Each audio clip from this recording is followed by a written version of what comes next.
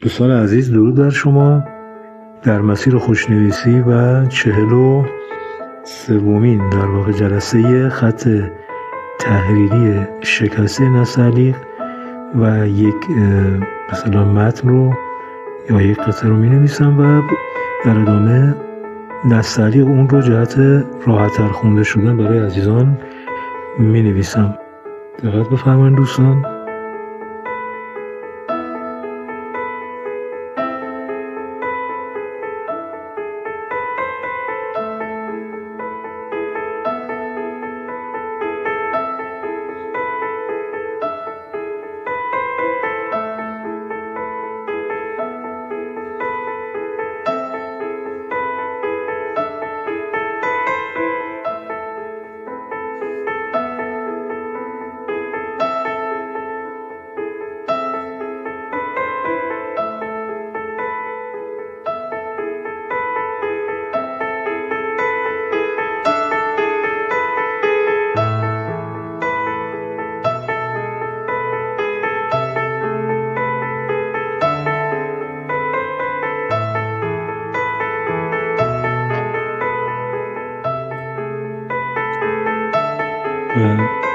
نستعلیق اون به این ترتیب میشه.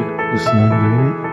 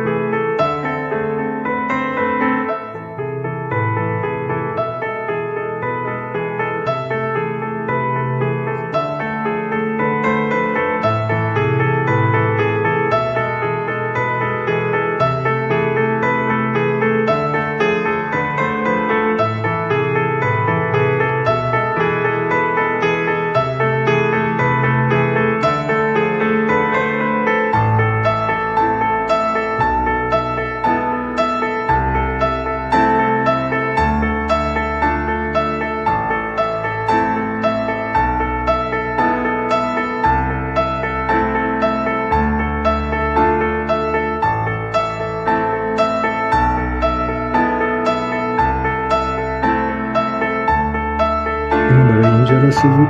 امیدوارم که فرصت بکنن عزیزان که تمریناتشون رو انجام بدن و با من در مسیر خوشنویسی همراه باشن. موفق و پیروز باشید.